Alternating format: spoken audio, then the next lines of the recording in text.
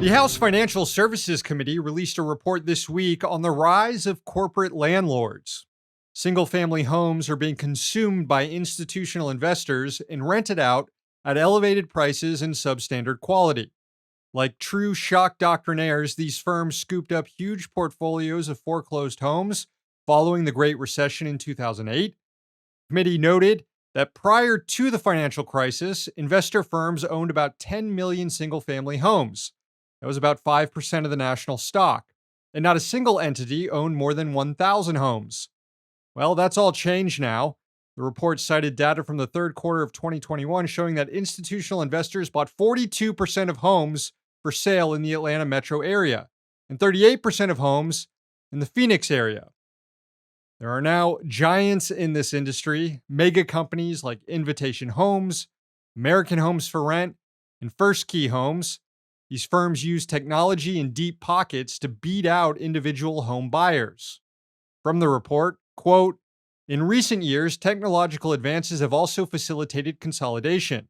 For example, some firms such as Opendoor, Knock, and OfferPad make use of a business model known as iBuying, in which online buyers use algorithms to rapidly price and acquire homes for cash using their digital housing platforms.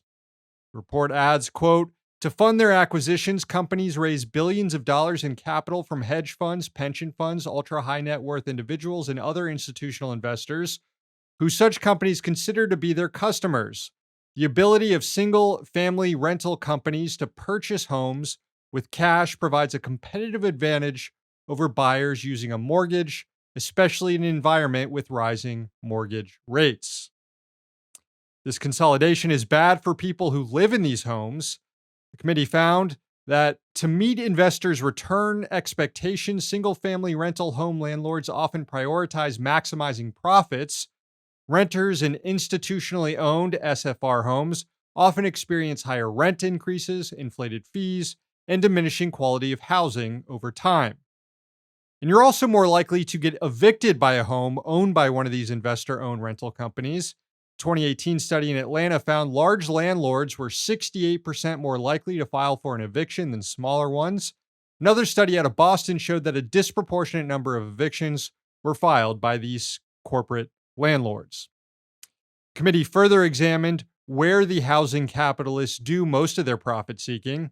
Turns out they like to prey on working class, poor, and minority communities, particularly single mothers. Check out these numbers gleaned from a survey of the largest rental companies. The average population represented across the company's top 20 zip codes was more than 40% Black, which is over 3 times the Black population in the US, which is just over 13%.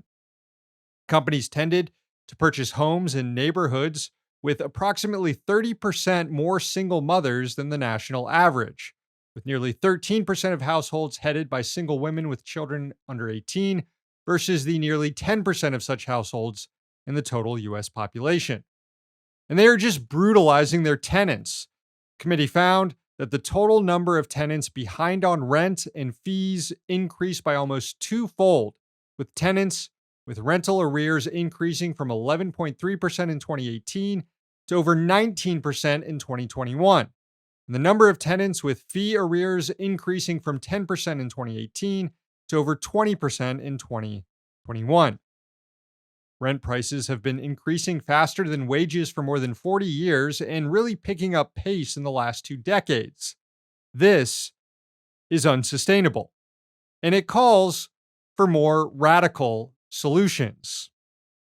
One of the witnesses who testified at this week's Financial Services Committee hearing on this topic was Sofia Lopez, the Deputy Campaign Director of Housing at the Action Center on Race and the Economy. Now, the group has previously called for public ownership of all land and housing. It also organized rent strikes during the pandemic. And one of the Republican members of the Financial Services Committee, Rep. William Timmons, was not happy about any of that. Ms. Lopez, your organization, the American Center on Race and the Economy, states on its website, quote, we envision a U.S. where land and housing are publicly owned and used for the overall public good.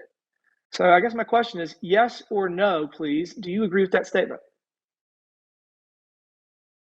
Yes. I mean, I find it pretty outlandish. I guess one more follow up. Ms. Lopez, during the pandemic, your organization attempted to organize a nationwide rent and mortgage strike, including a pledge that participants would withhold rent payments from property owners or lenders, whether they could actually pay rent or not, whether they'd even lost their jobs or not. Ms. Lopez, yes or no, were you involved in organizing this quote unquote rent strike? Yes. And you think that it's appropriate that if somebody didn't lose their job, that they should stop paying rent or their mortgage? My recollection, our focus was on people who had lost their jobs and had lost the ability to pay. But I think in solidarity with people who had lost their jobs, we were absolutely open to people who were interested in engaging also. Okay, I don't know if the American people would agree with that sentiment. If you don't lose your job, you shouldn't stop paying rent. But Considering that union busting is a core tenet of the Republican Party, it's always funny to hear from members of the party who don't know what a strike is or how it works. Anyway, having a home should be a human right, land should be communally owned, and Mao had the right idea when it came to landlords. Hey, thanks for watching. Hit the subscribe button so you don't miss any of our new videos. Also, if you want to see Means Morning News in its complete form, not just the clips we post here, head on over to Means TV and get access to all our new episodes and our entire backlog, plus tons of other great movies and original TV shows.